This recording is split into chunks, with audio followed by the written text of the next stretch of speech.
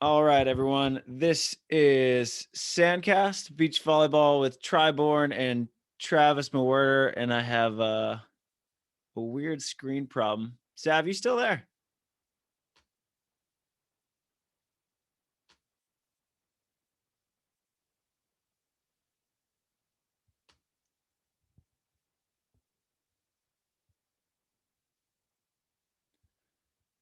Did you get kicked out, Sav? Just one of those days. I think I clicked meeting. You got kicked out? No, I think I leave meeting. I'm having a day today. All right. Well, that's our introduction. This is SANDCAST Beach Volleyball with, it was almost a lonely episode. Tries in Tokyo and Savvy was leaving me at the start. So we are for the second straight edition of Sav and Trav's Mailbag. Love to be here. Sorry, I'm having today, but this is always bringing my mood up being on the podcast. So thanks for having me today. Always fun chatting with you, Sav, and it's good to see you play again. Like 2 out of the last 4 weekends, I've got to see you ball out in Wapaka and then take a big fifth in Atlantic City. It's a big finish, Sav. Thank you. Yeah, it was a super rad tournament, and to go out and I got fifth in Wapaka. I made like $350. I'm like, okay, that's cool. And then I go and I get fifth, and I'm like, okay, I'm making like over $1,000. This is nice. So, it's cool. It's and to see all those people and to compete against the best. I mean, that was like an AVP without the Olympic teams, and so it's awesome for me. And I played with Megan, and we haven't played together a ton, and we had a good finish. Obviously, I'm tough on myself, and I think we could have done better. But in hindsight, it was a great finish, and we can hopefully carry that over into the Atlanta qualifier. I'm sure we'll be in the qualifier, little grinders, the young ones out there in the qualifier. But that's what it's all about, starting from the ground and working our way up. So yeah, I'm super fired up with that finish and hoping to carry that over into the next tournament, because it's coming up quick. This summer's crazy, and obviously you're still on the road. So where are you going next? Next for me, going down to train for like 2 days in Myrtle with Adam before we are back to our home away from home in Bulgaria. It's like 4th event we've played there. And then we go from Bulgaria back to Atlanta. Perfect. But yeah, I mean, AVP Atlantic City, I'm leaving out AVP Next because it wasn't really an AVP Next. One thing and we want to focus the majority of the episode on the Olympics, but I did want to ask, like, how was it for you playing some of these teams you've grown up playing? Like you played Emily Day and Betsy Flint, right? Took them down? Yeah. That was a super gnarly game. And it's weird for me. I mentioned on the last podcast about how the AVP is so different now because, you grow up watching these people play and you never think you're going to get the opportunity to play against them. But, obviously I'm of the age now to play against all these legends, and they're just such an incredible team. And for Megan and I to come out and win that game in 3 was awesome. So you're kind of like, you're warming up. And I've kind of been talking about this with a lot of people, and I just love to be friendly and kind of social, and honestly kind of like a little starstruck when I see these people. I'm like, these are like legends on the court, and I get to play against them. And I think it's just the coolest opportunity ever. And there's, everyone's really nice, and just chatting a little bit, and me being nervous, also talking a little bit more because I'm nervous. And it was a battle. That was one game where I feel like we went back and forth serving both players the whole time. And normally you kind of stick to one person, maybe at the end you switch it, but they're both such incredible players. It's like we kind of had to keep mixing it up and see what worked well for us. And that's kind of what they did for us as well, is mix it up. So it's a different style of play than I'm used to, but I think that's what the high level is all about, is thinking on your toes and being ready to switch it up at any second. This player gets hot for 2 plays, switch to the next player. So I learned a lot from that game, a ton of takeaways, and obviously a big win for us. You don't want to go in the loser bracket on day one. That's kind of that's a long way back. Yeah, you don't want to. That's kind of what I'm learning. And so to win that game and then win the next game after that, to at least get to Sunday in the winners bracket. Then we had 2 tough losses on Sunday. We still finished with a 5th place, which is amazing. the wind obviously picked up Sunday, which is, pretty brutal conditions for everyone, but some teams just perform better in the wind than we did. And that's just kind of how, tip our hat to them. But like I said, it's just, this whole experience has been crazy because these are people that I idolize and people that I'm fans of. And then you get to play on the court with them. And I have so much respect for them. And I look forward to hopefully playing against them again and getting another shot at it. Because it was a 3-set. I think it was 15-12 in the third set. Couldn't have been closer. Yeah, good match. Absolutely loved it. And look forward to more volleyball like that in the future. It's really fun. Yeah. Well, congrats to you on an awesome finish. Cause like that, so that tournament, I mean, it's an AVP Next in name, but it's really no different than like how AVP San Francisco used to be. So San Francisco used to like run into the same weekend as I want to say like Stade or Vienna, or where the top like 4 US teams were always gone. And so all it was like AVP San Francisco where the top teams are gone, but it was a bigger draw. So it's basically an AVP. Like the money was really good. As you saw, like you got paid probably triple in Atlantic City, what you did in Wapaka. Yeah. And so like, I think that a 5th there is a very legit 5th. Thank you. Yeah. I'm just hard on myself. I just want to never satisfied, which is a blessing and a curse. You lose sleep over those losses that you could have won, or if you just perform better, you at least could have had a shot. But that's the name of the game. I think you learn more when you lose. Honestly, it sucked. It's more painful. I literally lost sleep over it, but you learn a lot. And now I can take those losses and move forward. And like you said, a 5th place at that event is no joke. So I gotta give myself a little bit of credit. I'm just perpetually dissatisfied, as my high school coach used to say. And that's been really kind of a right now, but we're learning, live and we learn, and we're moving forward. Yeah. I'm excited to watch Tri play tonight. Yep. Moving on to our fan. We got a couple fan questions today, pretty much all about the Olympics, which I'm not surprised about. But tell me what you think about their matchup, and you're excited to watch that game, obviously, as am I. So about that game. Yeah. So, I mean, just for the listeners, so this is like the second straight kind of fan question episode we've done, sort of, because I'd have felt almost bad to have another guest on at this time, because it would have been like washed over so fast, because all anybody wants to talk about right now is the Olympics. So Tri might pop on. He might give me a call later tonight, our time, or like in the afternoon Tokyo time. So maybe we'll get an update from Tri, or maybe not. So we just wanted to have an Olympic podcast update here, because that's just what everybody wants. But so far, April and Alix are 2-0. Sarah and Kelly 1-0. Phil and Nick 1-1 after a crazy match with Brazil last night. And then Tri and Jake, which is still weird for me to say. I had like so many typos in the first story I wrote about him. It was like Gib and Crab, Bourne and Crab. It's like, this is just weird to write. Gib and Bourne. So they play Switzerland tonight, which I would deem is like almost a must win for them. Because they took advantage of an opportunity against Italy. I thought that was an important win. And I thought Tri played awesome. He started out like 22-26, which is just ridiculous. Dug a lot of balls, aces. Like he was the best player on the court, I thought. So he's ready for this moment. And they're playing Mirka Gerson and Adrian Heidrich tonight, which by the time this podcast comes out, the match will be over.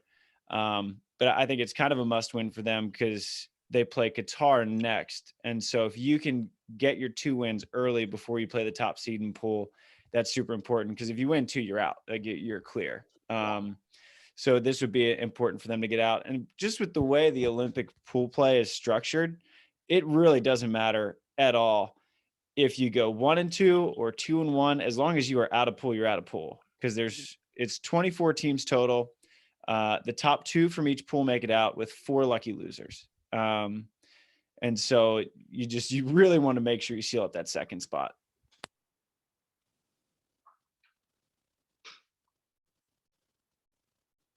Excited to watch Tri again.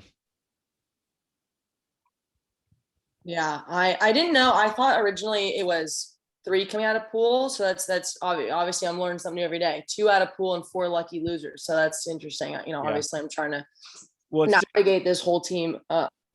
So yeah, because it's different. Like normally FIVBs, 3 will come out of every pool. So you're not wrong, but this just isn't a normal FIVB because they don't run modified pool in the Olympics. Everyone plays everyone. And so it's actually the same way, a similar way that the 2-star system's done, because 2 stars are 24 team draws and 16 make it out. So you get the top 2 from pool plus 4 lucky losers. And that's how this one's done too. And the lucky losers are determined by point differential. So it goes first to sets 1. And then if there's a tie, then it goes to point differential. So like if you're playing Morocco or Japan, like you just got to run up the score as much as you can, pretty much. Exactly. You gotta try and get, yeah. So there's a couple questions about try on here, which I feel like you can answer pretty well, as I mean, you're so close to them. So Donnie Bass, he asked, what emotions did Try feel when he got the call to come and play? And I'm sure you've obviously talked.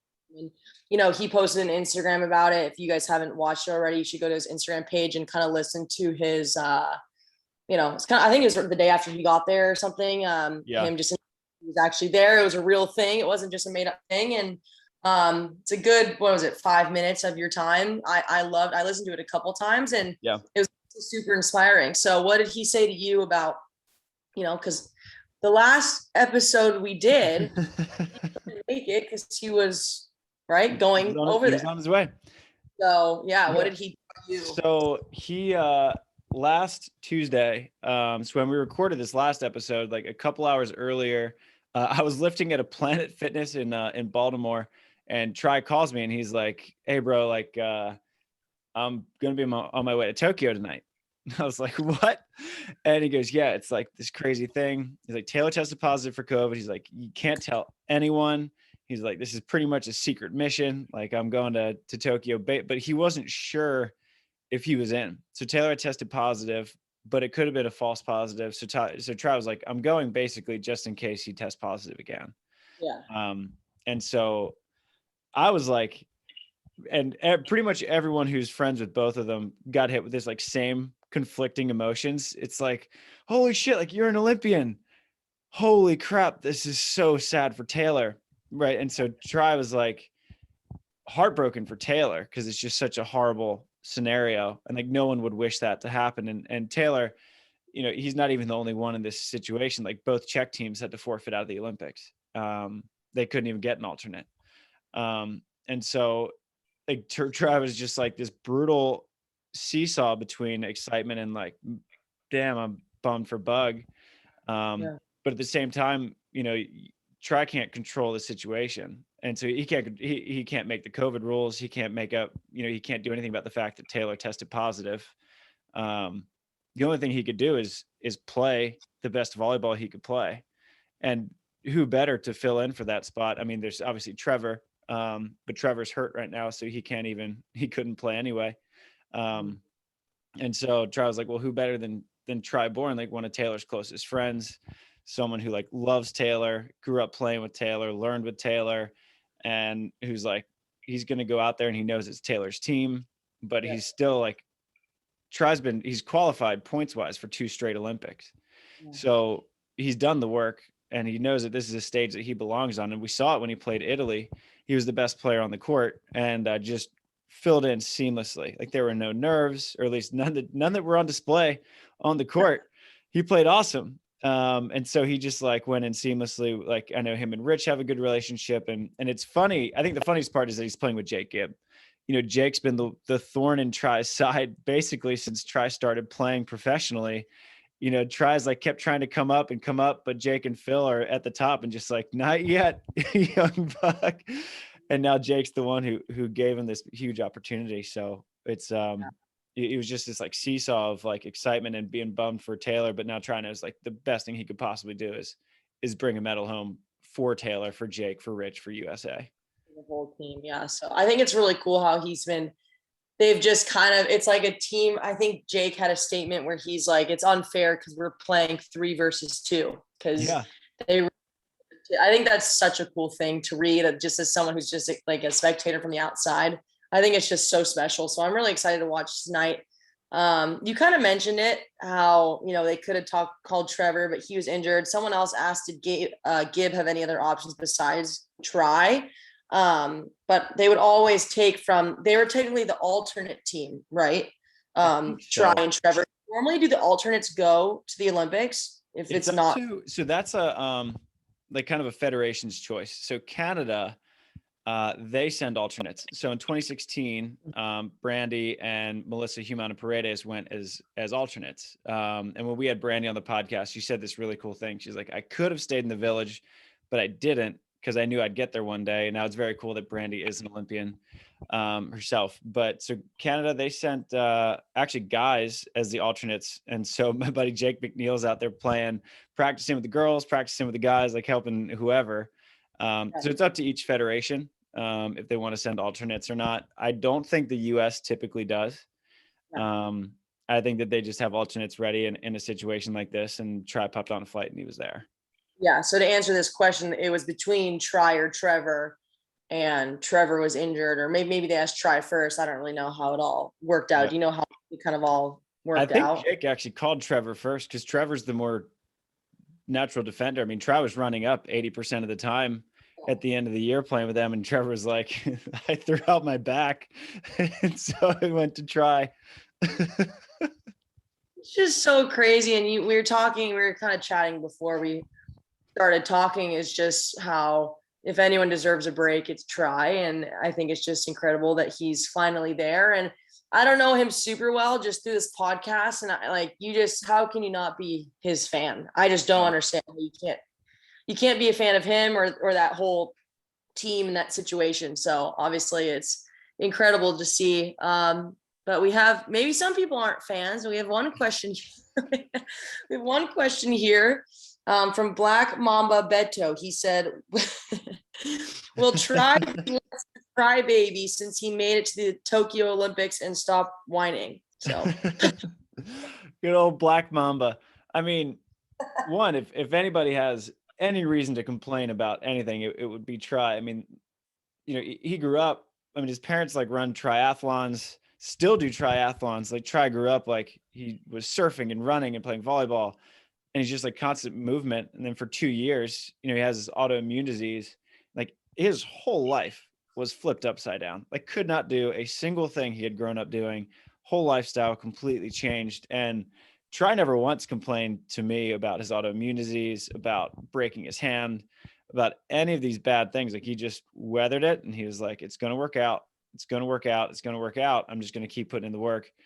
And for Tri to be in the situation he is now, like playing the Olympics, like the way I've been describing it when people ask, like everything had to go perfectly wrong for Tri to be where he is now, and I think that just speaks to, what happens if you just have a little bit of faith, but you don't just sit around and wait for God or the universe or the spirit to do it. Like Tri put in the work. I mean, he was at McKell's 4 days a week. He was practicing 5 days a week. Like he was doing sports psych. He was meditating. He was watching film. He was doing all these things. I saw stories like days after he didn't qualify, and he was doing like the U.S. teams were in Florida training in the heat, and he was somewhere doing this gnarly training. It's like any person could have just been like, I didn't qualify. I'm burnt out. I am just going to like take the back seat and just go hang with my family. And he, like, I don't know, maybe he had a weird feeling, or just that's just who he is, and he just continued to grind for the AVP season. But I mean, I saw the stories and I was like, what is he doing? He didn't qualify. Yeah. What's going on? And then everything happens for a reason. So I think it's so incredible. Yeah. And one thing, kind of a motif of that Tri's been using the last 4 years we've been doing this podcast is your best ability is your availability. So he's like, no matter what happens, I'm just going to be ready. Like if Phil Dalhausser calls me, I'm going to be ready.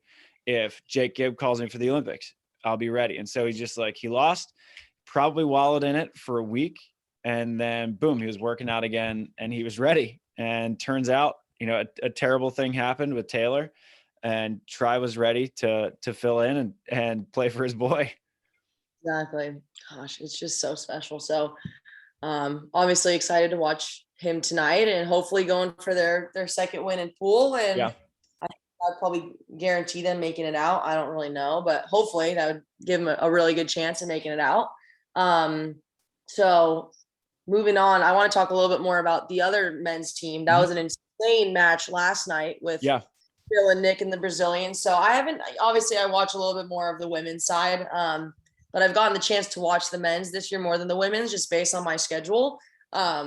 So I want to talk a little bit about that match. And Chad, he said, how can we get Phil to be fired up Phil? So I kind of want to get your opinion on that, because I don't know much about fired up Phil. So yeah, I want to talk about that game last night and how to get him fired up, I guess. Well, I think, with Phil, I think this Olympics is probably going to be the last fired up Phil we'll ever see. I don't know what Phil's plans are for the AVPs later, but he's played so much volleyball and he's won so many volleyball tournaments. And the one thing he said is that, when we had him on the podcast, he was like our 7th or 8th guest. He said that everyone's measured by the big ones, quarterbacks by Super Bowls and all this stuff. And the Olympics that's the biggie for beach volleyball, whether we like it or not. It feels like you could win a tournament in Marseille and no one cares, but you could win the Olympics and that's a global event. And this is the big one for Phil. And I think that the magnitude of the event and the size of the competition, like that's what get Phil jacked up. He looks at AVPs a lot of the times the way me and you might look at a CBVA. Like it's a good tournament, we're playing good teams, but at the end of the day, like, if we lose in a CBVA, we're not going to lose any sleep. If we win a CBVA, we'll clap our hands and go out to dinner and fall asleep like normal, but Phil looks at these tournaments, these are the biggies for him. And so I think that now that they're 1-1, I like their chances to break pool, because now they have one match against an Argentinian team that is okay, good, not great. They should have no problem, like 21-17, 21-16 maybe. And then once they get out of pool, I think then we'll be seeing Phil Dalhausser at his absolute, as good as he can be given the conditions. I mean, Phil's in the quarantine hotel. He can't use the facilities. Like, they can't practice with another team, and so they can't even use the shower. So they're getting these guys to like literally squirt them with a hose to get the sand off. Oh my gosh, I forgot about that. So that's just, they were talking about it on, I think the commentators were talking about it, how it's been kind of hard for him to kind of get in a groove, because he literally has just been in the weirdest situation. He's totally separate. And I saw someone's story of him getting hosed off. It's insane. Out of that hotel, is there like a 2-week period, or? I have no idea. From everyone I've talked to who's there in Tokyo, they're just like, dude, they're just making up rules on the spot. Like there's no precedent for this stuff. And they're just like, oh, someone's cousin who's friends with someone who had COVID, like you can't shower. It's, it's nuts.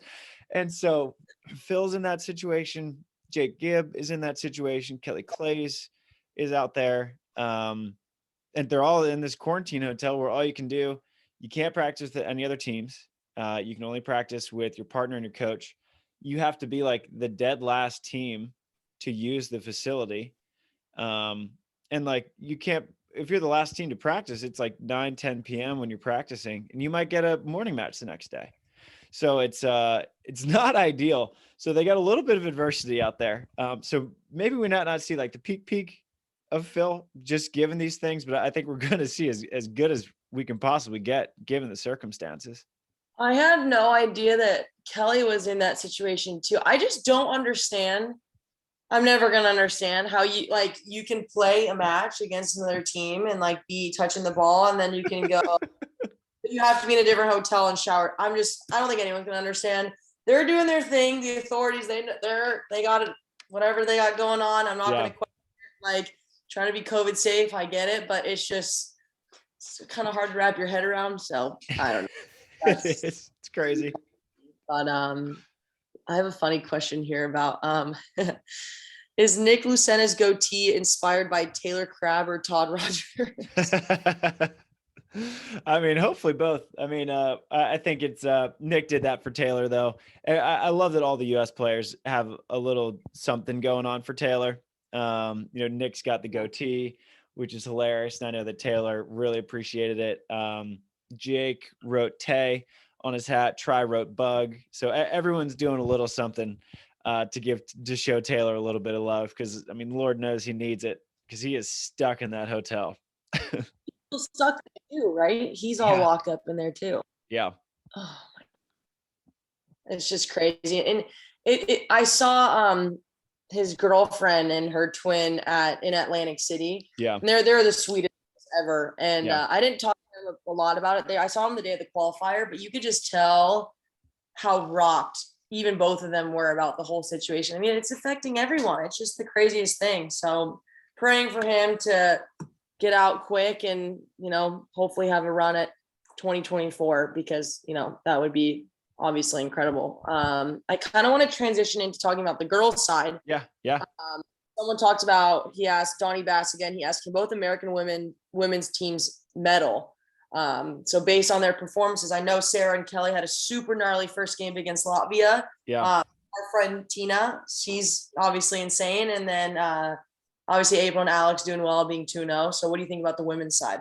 Man, I would love to see an All-American final, just 2012 version. It would be so cool. It's so tough. I mean, you look at the way April and Alix are playing, and they are just cruising. I mean, they walked over Spain last night, and that's a pretty good Spanish team. Not someone I thought would have given them much trouble, but I mean, they just cruised.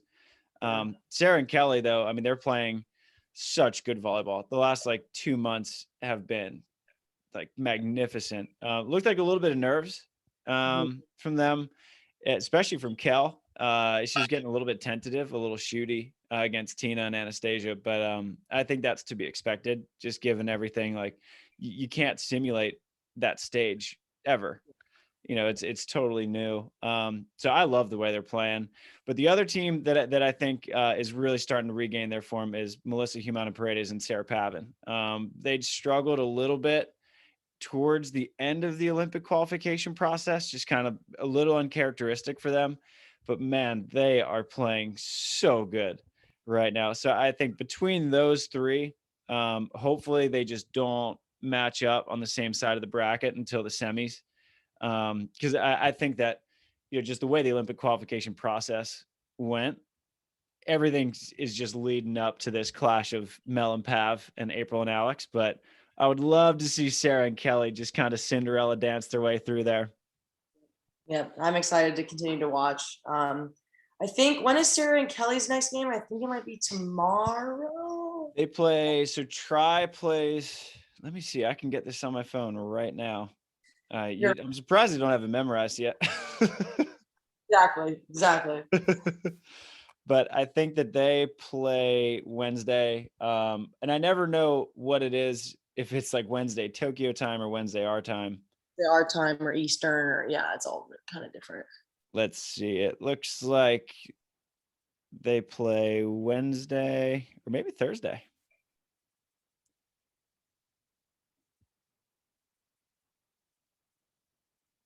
Huh. Looks like Thursday against the Dutch, I think. Okay.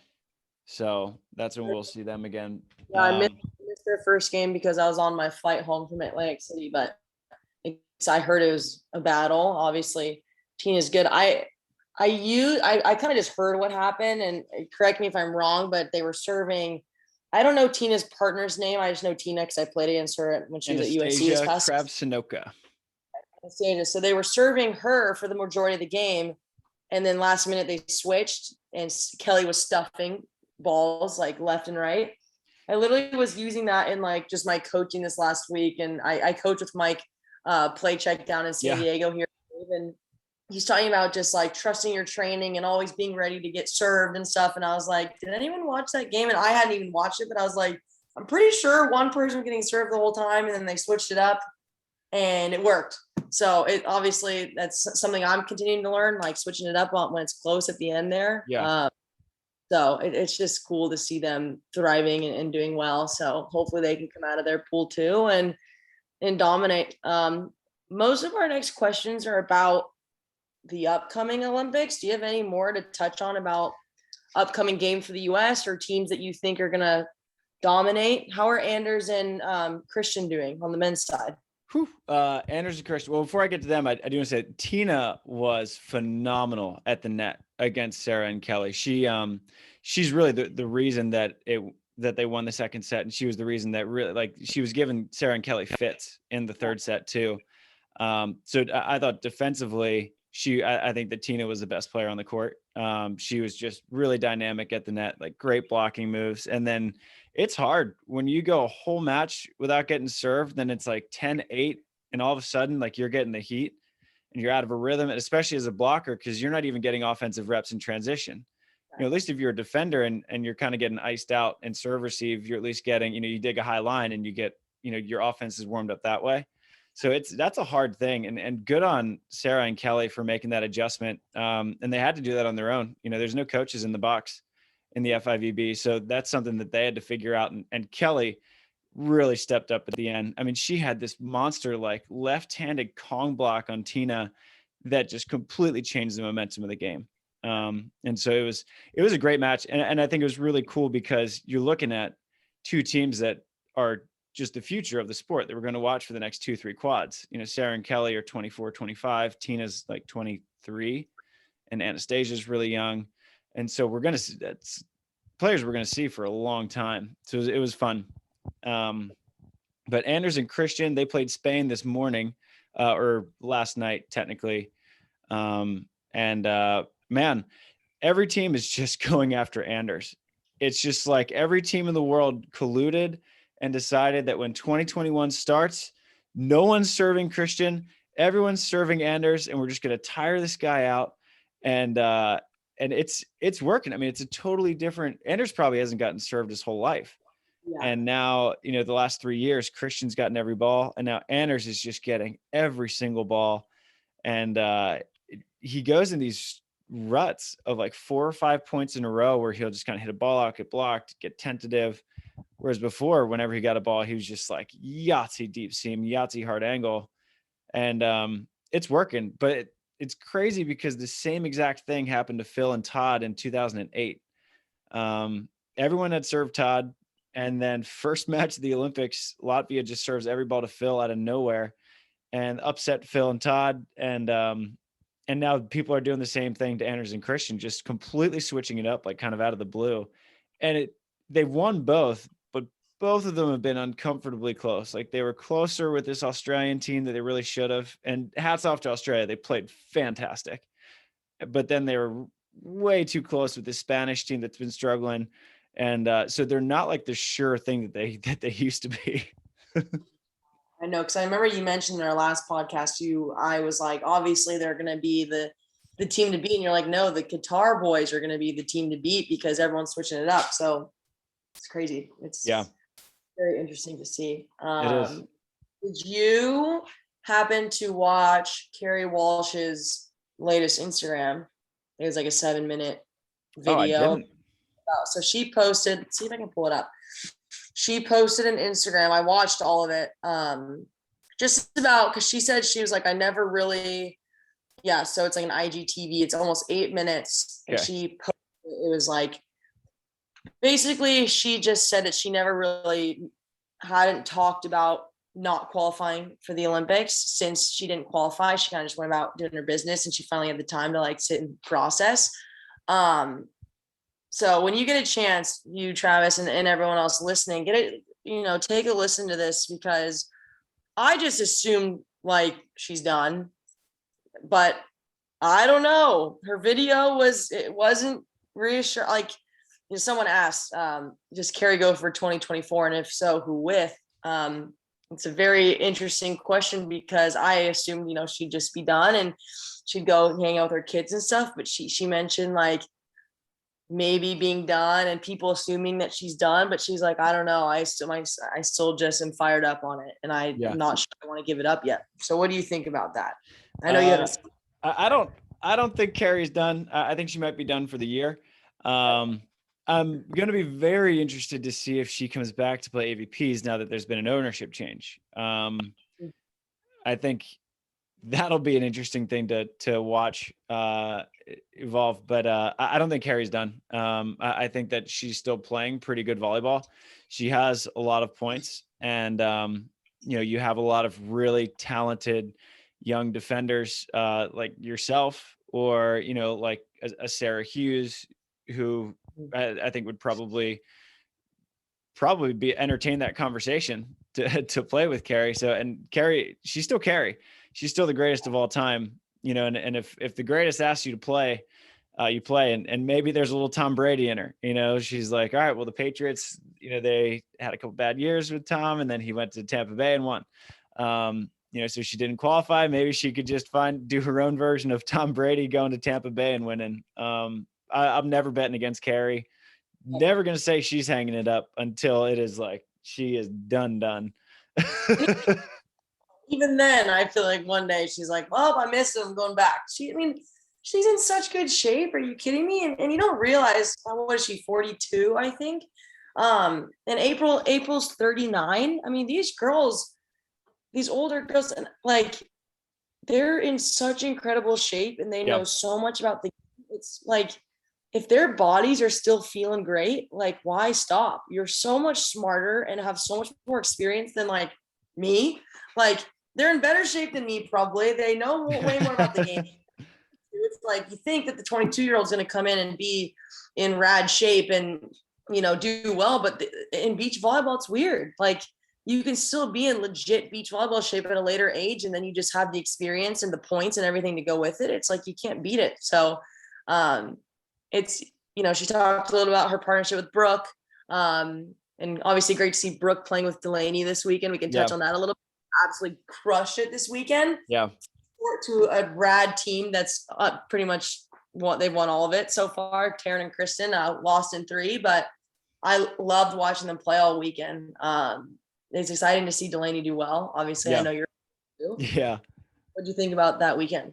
Oh, I loved it. I absolutely love Kristen Nuss and Taryn Cloth. They are so awesome, like such great competitors, such good people, and I think they're going to be so exciting to watch, just from here on out. And I love their coach, Drew Hamilton. He's the man, and we're trying to get Taryn and Drew on the podcast sometime soon.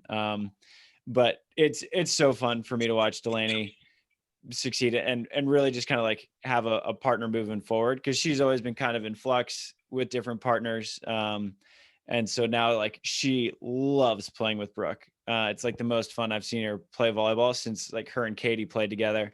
And it's so fun to see. They're such similar people, like her. So Kendra Van Zweten's their coach, and Delaney, Kendra, and Brooke are just like the same exact person. And it's hilarious. Delaney's just like a little bit taller than the other two. I was like, you guys, we went out to dinner, and I was just like, you guys like aren't even saying words, and you're just like cracking up and having the time of your lives. I saw them all in Atlantic City, and honestly, from a distance, they all kind of looked similar. Like, glasses on.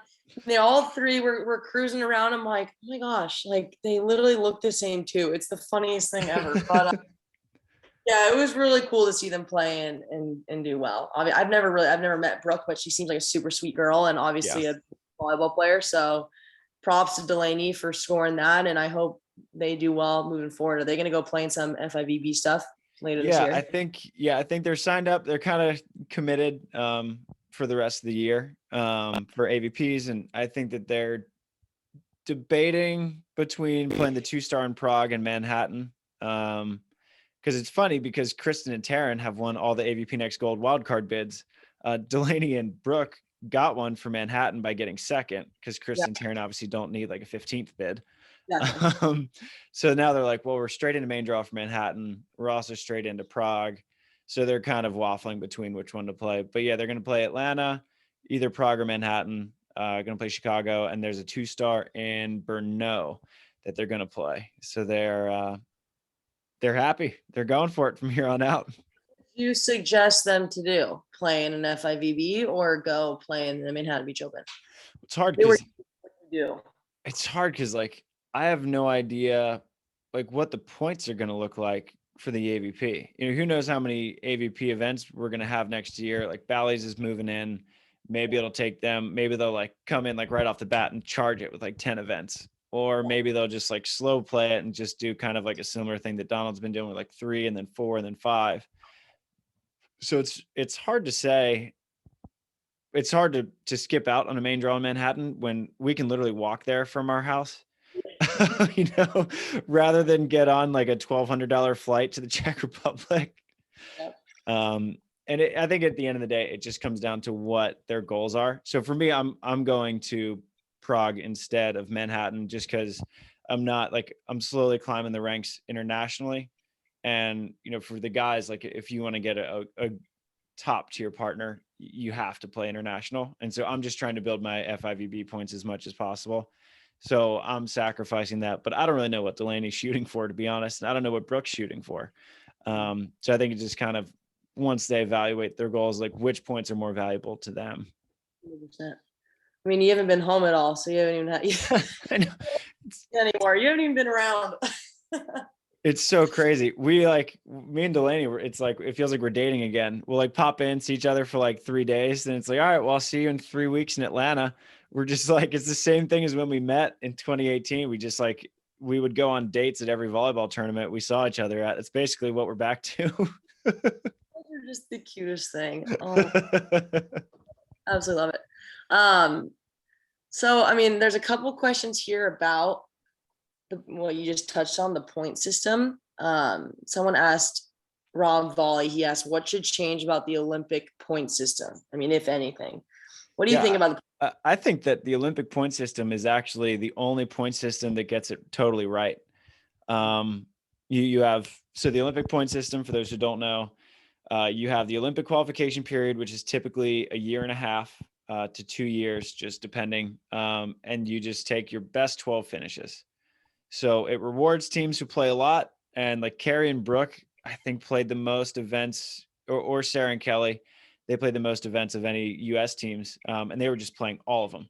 And it rewards those teams because like eventually you're going to get the good finishes. So I think the Olympic point system is the best. The only thing I'd like to see changed is they just take out the country quota. That's it. Because you look at, the US, our women got screwed pretty hard. Emily Stockman and Kelly Kalinsky both technically qualified for the Olympics. Carrie and Brooke technically qualified for the Olympics. Try and Trevor, Brazil, same thing. They had 4 teams, men and women, were in the top 15. And I think that the world is spread out enough. I think I don't think we need a country quota system to make sure it's fair and balanced. I think that it's natural selection at this point that's going to happen. But as far as just a straight up point system go, I think the Olympic system is about perfect. I think it's awesome. What do you think about the AVP point system? The AVP, I would like to see the AVP and the FIVB just go to just a rolling 365 point system where you just, however many events you play, you just take your total points. And so it'll reward teams for playing more events. Whereas right now it's your best 4 out of 6, I think, on both tours. So it actually, on the FIVB, because there's so many events, it'll discourage teams from playing to wash out a good finish. Whereas, if you're just taking your best, like all of your points, aggregate total from the last 365 days, it incentivizes teams to play. And so I like that system. The AVP, I think, is best 4 out of 6, which is fine given that we don't have that many events to play anyway.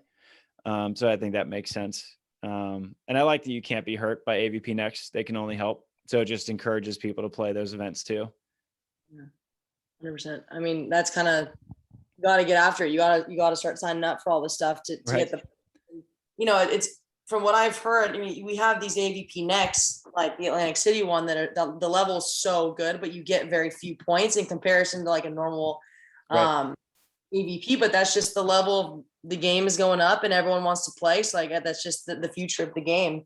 That's kind of our last question here. Mike asked, how did playing in Wapaka or Atlantic City, or any AVPs that you've played in, pretty much, compare to playing internationally? Obviously, I don't have the international experience. So what's the level difference in playing in international events versus these AVP Nexts and these AVPs here in the state? That's a great question. So I would say Atlantic City was about the equivalent of like a 3-star for the guys. where you have a team like Cam and Theo. Say that again. Guys' side was insane. Yeah. I mean, so was the women's. I mean, both you guys, you look at a team like James Shaw and Sean Cook, for example, Yes. gnarly team, don't make it out of the qualifier, which is crazy. And you get a team like Hagen Smith and Robbie Page. Stoked to see Hagen do well. Still one of my favorite guys I've ever played with. Love him to death. And he had like double groin surgery, like gnarly stuff. And so him and Robbie came out of the qualifier, made the semis. Excited to see Andy Benish do well. Him and Billy have kind of had a bit of a rocky start, and they made the finals, a good final two, went to 3. So I would say the level of the guys side for Atlantic City is about equivalent to the 3-star, like a decent 3-star event. For the women's side, just like your guys' tournament was stacked. I was like, man, good. So I think your fit there is legit. And then Wapaka, I think, is closer to kind of what a 2-star would be, where it's a little bit more top heavy. You can kind of not snooze through pool play, but you're really not all that worried about pool, which is why I think pool play is just kind of a waste of time in general. I think Atlantic City, best format I've ever seen. 32 team double elim. I think that's what every event should be ever, including the Olympics. I don't know why they bother with pool play for any events, but double elim, best way to go. So Wapaka is like closer 1 or 2-star. Atlantic City like 3-star. Keep the double elims, AVP. Keep them going. Wasn't there, I think you may have mentioned the last podcast, there was kind of people were complaining about the pool play for these events. People definitely prefer the double elimination. And I mean, I haven't had a ton of experience doing it, but I think I did like the double elim a bit better. I will agree with what everyone else is saying. And it's weird because in the pool play, some teams can cruise through, but then you have like in New Orleans, Zana and Delaney were the 1 seed. And their last place team in their pool was Leah Monkhouse and Molly McBain, a Canadian team that had literally 0 points. Yeah. And they lost the 3rd set battle, and Zana and Delaney ended up getting 3rd in pool. So like, it's crazy how the points, how it can all work out. Yeah. But yeah, I love the double limb thing because you lose a game and you get another shot. So I think it's great. Was the qualifier double elimination as well? Yeah, which I thought was so interesting. And I was like picking as many people's brains on that as possible. Like, what would you rather? A single elim qualifier where everything's match play and you will have less matches, or double elim quali. So the way it worked in Atlantic City, for those who weren't there, was they took the top 4 teams out of the winner's bracket. Once you got to the winner's semis, you were good. Once you got to the loser's bracket semis, you were good. But the loser's bracket was 1 game to 28. It was a lot of matches for the guys, though. I mean, I think some of the guys had to play like 6. So if you like played 1 match and then you played like 5 sets to 28, then you had to play a double in the next day where you could play up to 5 matches in a day.